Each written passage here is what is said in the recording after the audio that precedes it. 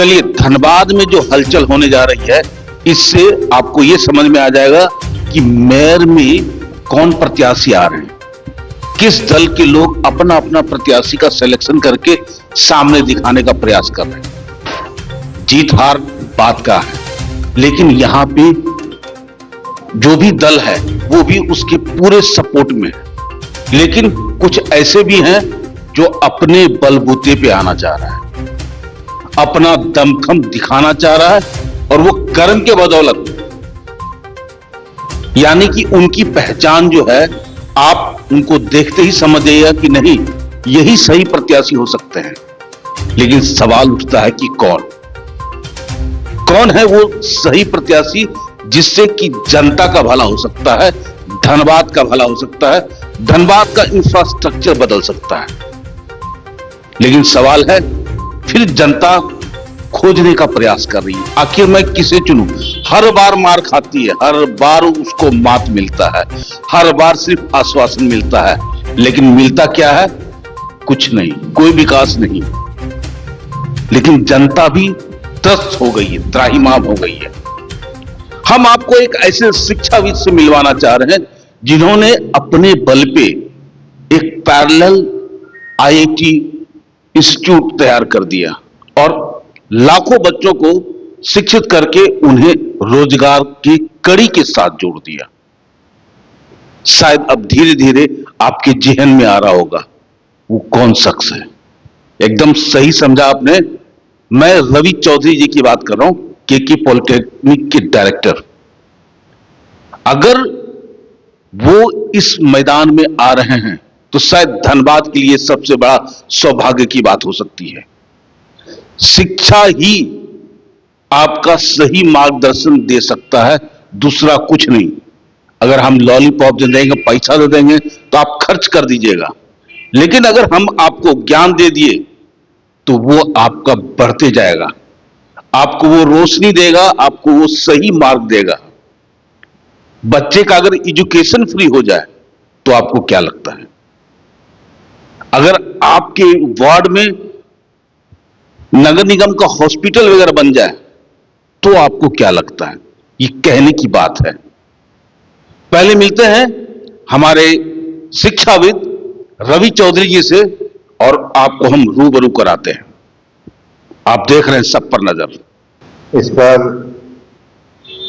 Mayor का चुनाव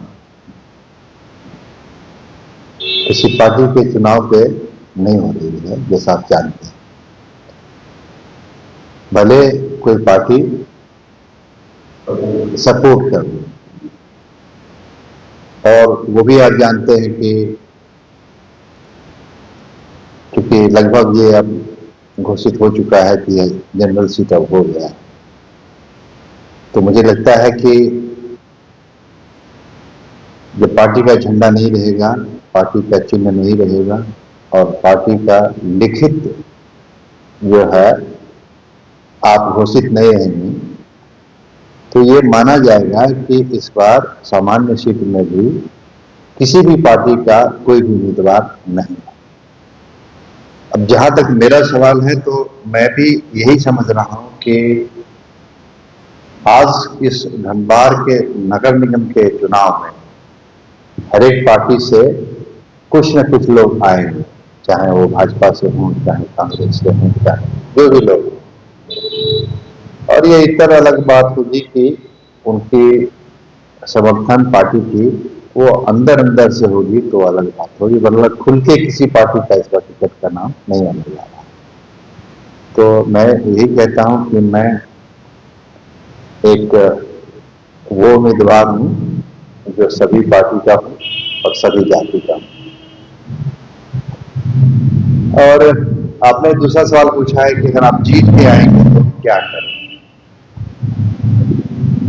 देखिए, ये धनबाद शहर में तो मैं नौकरी करता हूँ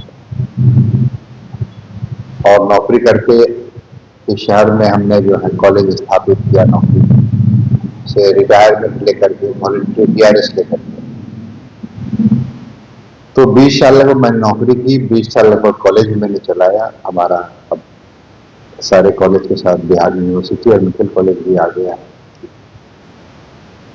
अब ये तीसरी पारी हमारी होगी और मैं अपने को राजनीति से थोड़ा सा अलग भी कर लिया था कि पार्टी में बहुत तरह की बातें होती है, किसी एक ही व्यक्ति को टिकट मिलना है और चाहने वाले की बहुत संख्या ज्यादा होती है, तो कहीं न कहीं हम लोग जो है ये लग रहा था कि, लेकिन इस बार मुझे लगा कि चूंकि मेयर का चुनाव किसी पार्टी विशेष के द्वारा नहीं होगी, ये सबके लिए खुला है निर्दलीय उम्मीदवार के रूप में, तो इसलिए लोगों ने मुझे कहा कि आपको भी भरना चाहिए।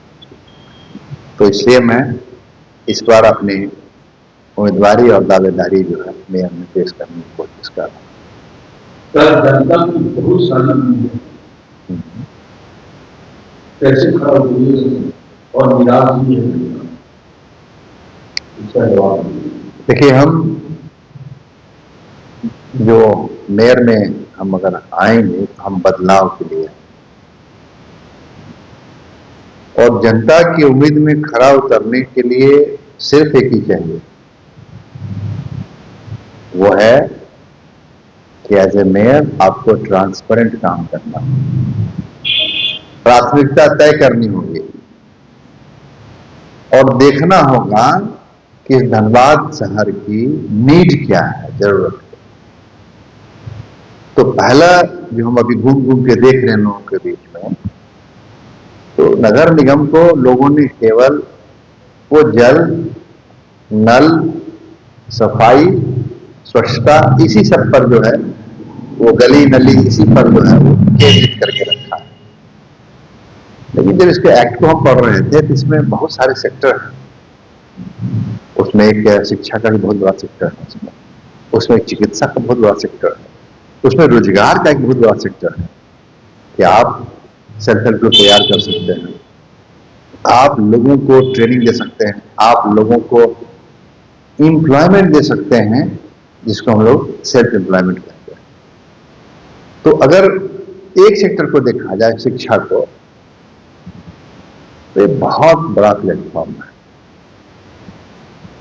अगर सच कहा जाए तो कि सरकार को अगर कोई काम करनी चाहिए थी तो सबसे पहले शिक्षा को ये कंपलसरी करना चाहिए, अनिवार्य करना चाहिए कि आपके बच्चे पढ़ेंगे, इसकी जवाबदेही सरकार को लेती है।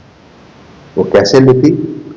हर एक घर से 2 बच्चों को फ्री एजुकेशन की बात होती है, और ये है प्रावधान हमारे म्युनिसिपैलिटी में। आप हर एक घर से 2 बच्चों को +2 तक फ्री पढ़ाई दे सकते हैं और उसके लिए कुछ विशेष की नहीं जरूरत है। ये जो 25% सीट जो आरक्षित है बीपीएल के लिए, उसको ले लीजिए। जो सारे स्कूल डर रहे हैं कि हमको जो है सरकार से पैसा नहीं मिलता है या फीस मिलती है तो बहुत कम मिलता है। म्युनिसिपैलिटी चाहे तो ये 55 वार्ड के हर एक घर से 2-2 बच्चे को, अरे कम से कम एक बच्चा तो पढ़ा ही सकता है। एक बच्चे के लिए कुछ नहीं है, आप उसके लिए फीस माफ कर दीजिए +2 तक। वो प्राइवेट स्कूल अगर है तो 25% उसमें कर दीजिए। अगर बच्चे उस स्कूल में पढ़ रहे हैं और उनके माँ बाप फीस नहीं दे पा रहे हैं तो म्युनिसिपैलिटी उसकी फीस दे दे और ग्रेड ए और ग्रेड बी तय कर दे। अगर डीपीएस है, डिनोबली है, कार्मिल है, इसकी फीस तय कर दे कि हाँ इसका एक लेवल हम ग्रेड ए में हम 1500 रुपया देंगे और ग्रेड बी में जो है वो 1000-1200 देंगे। एक सीमा रेखा तय कर दे कि सरकार ही पैसा देगी बच्चों के पढ़ने के लिए थ्रू म्युनिसिपैलिटी। जैसे म्युनिसिपल स्कूल दिल्ली वगैरह में चल रहा है, वो कहीं कमजोर नहीं है अन्य स्कूलों से। हाँ, बहुत मॉडर्न स्कूल तो नहीं है, लेकिन बेसिक जो नीड है, जो बुनियादी जो आधारभूत संरचना है, वो उन स्कूलों में है। स्मार्ट क्लासेस है, टीचर्स हैं, बोर्ड्स हैं, डेस्क है, बेंच है, वो सब बच्चे को वेल ड्रेस्ड है। तो मैं यही कहूंगा कि अगर मैं आऊंगा तो पहला मेरा काम रहेगा कि हम बच्चों को मुफ्त शिक्षा देने की बात करें। सरकार के बोर्ड से मैं परमिशन लूंगा कि इन हर एक फैमिली जो बीपीएल एपीएल जो भी हो, कोई दिक्कत नहीं, पढ़ने के लिए कोई जाति पाति की जरूरत नहीं, न कोई कमजोर है न कोई बड़ा है। पढ़े तो बच्चे तो वही पढ़ने में तेज हैं जो सफर हैं, जो सफर कर रहे हैं, उनके पास पैसे ही नहीं है पढ़ने के लिए, ना स्कूल फीस दे पा रहे हैं ना ट्यूशन फीस दे पाएंगे। और रही बात किताबों की, तो किताबें भी फ्री हो जाए उनके बच्चों की। एनसीईआरटी किताबें फ्री कर दीजिए लोगों को भाई, कि हम इन बच्चों को जो है वो बहुत कम दाम वाली किताब है जो आराम से मिल सकती है। और उसी तरह से ड्रेस वगैरह है, एक ड्रेस कोड हो जाए कि म्युनिसिपल स्कूल के बच्चे का ड्रेस ऐसा रहेगा जो उन्हीं के ड्रेस से मैच करेगा, कोई दिक्कत नहीं। गारमेंट का है तो गारमेंट ड्रेस लें, डीपीएस का ड्रेस दे दें। तो बुक्स, ड्रेसेस और फीस अगर माफ कर दी जाए तो धनबाद का एक एक बच्चा पढ़ेगा, और कम से कम एक परिवार से तो एक बच्चा पढ़ेगा ही पढ़ेगा। मैं तो कहता हूं कि दो दो बच्चा को पढ़ाइए, अगर किसी को तीन है तो तीनों को पढ़ा दीजिए। अगर एक बच्चा भी पढ़ जाता है तो ये सबसे बड़ी उपलब्धि होगी उस परिवार के लिए, जिसका एक पर बच्चा भी पढ़ लिख करके अगर होशियार और कोई नौकरी करने लगा या कुछ रोजगार करने लगा तो परिवार को फिर रुपए वाली चावल नहीं खरीदनी होगी, 1 रुपए वाली चावल और 2 रुपए वाली दाल। वो जरूर अपने परिवार को समृद्ध और सुखी बना देगा। तो मेरी पहली प्राथमिकता ये हुई। और दूसरी प्राथमिकता मैं मोहल्ला क्लिनिक को देख रहा हूं। म्युनिसिपल की कोई क्लिनिक ही नहीं, और ये सेक्टर भी बहुत बड़ा है चिकित्सा का। आप यकीन मानिए जितने हमारे हॉस्पिटल जो है, जो भी है 4 कमरे वाले जो बंद पड़े हैं, यहाँ डॉक्टर नहीं है, यहाँ है भी तो बहुत कम समय के लिए। एक मनई चांद नहीं ले लीजिए, इतना डेंस पॉपुलेशन है। आप एक 4 कमरे का छोटा सा प्राइमरी हेल्थ बना दीजिए, उसमें डॉक्टर को बिठा दीजिए, एक जांच केंद्र बना दीजिए, और एक दवाई का छोटा सा वो जो ये जो हमारा जो प्रधानमंत्री का जो योजना है वो आप डलवा दीजिए जन औषधि केंद्र, कोई दिक्कत नहीं है। दवाइयां कम दाम की हैं, आप चाहें तो 2-2 रुपए 4-4 रुपए की दवाइयां हैं, 150 रुपए में सारी चीजें उपलब्ध हो जाएगी। तो ये जो चीजें हैं, आप यकीन मानिए कि जांच केंद्र की इतनी कीमत है नहीं। आप मोहल्ला क्लिनिक में अगर किसी लैब को टैग कर देंगे तो वो 10-20 रुपए के है, खून जांच और वो जांच और ये जांच, वो 100 रुपये में ही सारा काम हो जाएगा।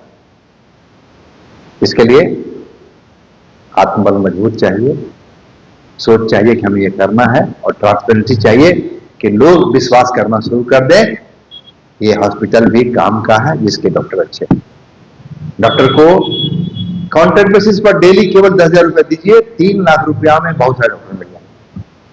और अगर 15,000 रुपए डेली दीजिएगा तो 4.5 लाख रुपया में तो अव्वल दर्जे के डॉक्टर मिल जाएंगे। एक हॉस्पिटल में, मोहल्ला क्लिनिक में बदल दीजिए कि 2 दिन हमारे पास गायनी बैठेंगे, 2 दिन ऑर्थो बैठेंगे, 2 दिन फिजिशियन बैठेंगे, 6 दिन बैठेंगे, या और भी अलग अलग डिपार्टमेंट कर दीजिए कि हाँ इस लिस्ट में बैठेंगे। हॉस्पिटल तो ऐसा चलेगा कि आपका दवाई दुकान और ये जो क्लिनिक है वो सब वहां केंद्रित हो जाएगा उन गरीबों को। ये मेरा दूसरा प्लान था। और एक और इम्पोर्टेंट काम इसमें जो है वो जन्म और मरण का सर्टिफिकेट, इसको बनाने में बड़ी परेशानी है, मैं महसूस कर सकता हूं। और इसकी परेशानी इतनी है कि लोग बना ही नहीं पाते हैं। गलती से 20 दिन में वो लोग, ध्यान नहीं रहता है कि हाँ 20 दिन में बना लेना है, और फिर 21वां दिन बनेगा नहीं उनका जो नियम है वहां पे, फिर लेट होगा, फिर ये फाइन होगा, फिर वो फाइन होगा। तो महीना दिन तक जो है सब ऑनलाइन डालना, ऐप बना देना है, डलवा देना है। आप अपने घर से डालिए, बच्चे का जन्म ये है, टाइमिंग ये है, माता पिता ये है, मोहल्ला का जो गवाह बने और पार्षद उसको रिकमेंड करे कि ये इन्हीं का बच्चा है, और एफिडेविट जाए, वो सब उसके रिस्पॉन्सिबल बने कि हाँ मैं इसका गवाह हूं और इसमें कोई अगर गलती होगी या कोई डिफॉल्ट होगा तो इसके हम हकदार। सर एक छोटा लेकिन बड़ा सवाल, धनबाद में ट्रैफिक सिस्टम का कोई सिस्टम भी नहीं, राइट लेफ्ट किसको चलना है, नहीं चलना है, ना ही कहीं पड़ाव है, अगर पड़ाव है वो यूजलेस है, यानी कि ट्रैफिक विधि व्यवस्था ठप है और ऊपर से कम्युनिकेशन का साधन नहीं है। इसके बारे में आपको क्या विचार? देखिए, बड़ा किसी अच्छा ने कहा था कि भारत में, मैं भारत की बात कर रहा हूं, यहाँ के नियम कानून है लेकिन नियम कानून का डर जो है खत्म। पहले शहर के नियम कानून को सुदृढ़ करना होगा, टाइट करना होगा, क्योंकि बिना नियम कानून की कोई व्यवस्था नहीं हो सकती। आप कितना भी नियम बना लो, आप कितना भी व्यवस्था, उसको पालन करने वाला ही कोई नहीं है, तो सब खत्म हो जाएगा। जरूरत है यहाँ के रोड का वाइडनिंग करने का, उन हॉकर्स को, जो हॉकर्स जो है बैठे हैं उनको बचाने की जरूरत है, वो सब तो रोड पर लगे हुए हैं। तो आपको भी समझना होगा कि इन हॉकर्स को बेचना जरूरी है, उनको भी रोजी रोटी कमाना है। मैं देख रहा था एक एक्ट है कि हॉकर्स को भी आप बसाइए तभी उनको फिर किराया करें, तो वो स्टॉल बन जाते, इतनी जमीनें हैं म्यूनसिपैलिटी की, कहीं बन जाएगी, और ये सब्जी मंडी हो जाता, वो फल मंडी हो जाता, ये फलाना हो जाता, ये चिलाना हो जाता, वो सबकी अलग अलग जो है, कहीं कहीं डालना है छोटे छोटे स्टॉल को, और फिर उसी में लोगों को बचाना है, तभी ये रोड जो है क्लियर हो पाएगी, वरना सब लोग रोड पर ही काम करेंगे तो कुछ व्यवस्था नहीं होगी।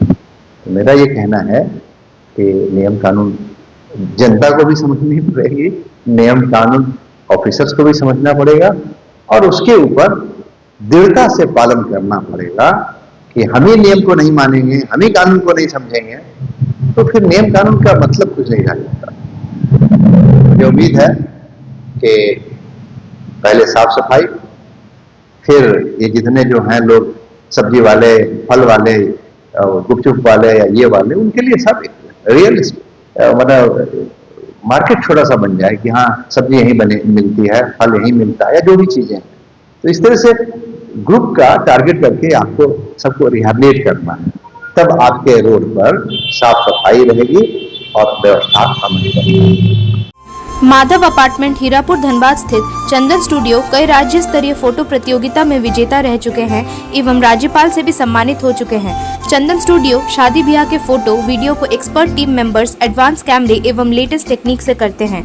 हमारे यहाँ video editing, photo retouching, black and white photo से कलर फोटो, नेगेटिव से पॉजिटिव फोटो, पुराने कैसेट सीडी से पेन ड्राइव में कन्वर्ट, धुंधला फोटो को नया फोटो तैयार करना, ना खराब होने वाला बेहतरीन तरीके का हर साइज में फोटो लैमिनेशन के अलावा सब्लिमेशन प्रोडक्ट जैसे coffee mug, water bottle, T shirt, cushion, घूमने वाले फोटो फ्रेम, एल्बम व अन्य आइटम भी हमारे यहाँ उपलब्ध है। हमारा पता Chandan studio Madhav apartment near SBI ATM Hirapur Dhanbad. Phone number 9431162737 एवं 70040। आप देख रहे हैं सब पर नजर। धन्यवाद।